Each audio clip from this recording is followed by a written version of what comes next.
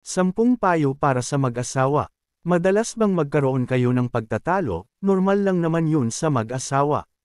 Pero paano nga ba magiging maayos ang pagsasama kahit na dumating kayo sa maraming problema? Heto ang ilang tips para mapanatiling matatag ang inyong pagsasama bilang mag-asawa. 1. Paggalit asawa mo, wag mong sisebayan. Kailangan isa lang ang galit, kung galit siya hayaan mo siya, manahimik ka. Kapag kalmado na kayo mag-usap at huwag matutulog ng magkaaway. 2. Self-control. Kailangan matuto kang kontrolin ang sarili mo. Hindi pwedeng paggalit ka maninakit ka, magsasalita ng masama o susugod ka. 3.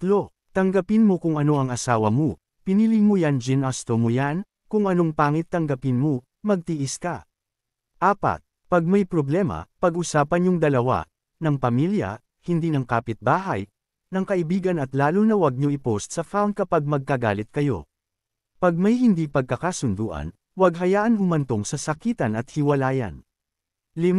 Paggalit siya, marami ang masasabing masasamang salita, wag mo dibdibin, isipin mo galit lanang siya, ang taong galit wala namang yang sasabihing maganda, hindi kanyan pupurihin, galit siya eh.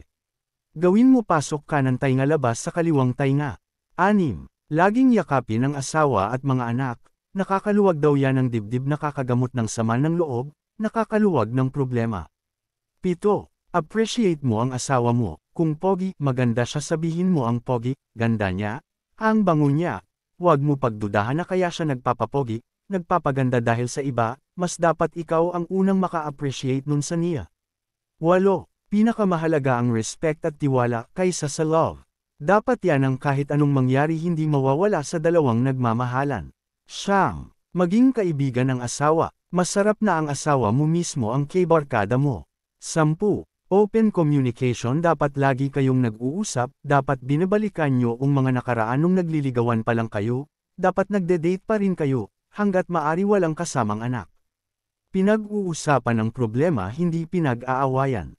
Always remember, a good husband makes a good wife. Please like and share naman po, salamat.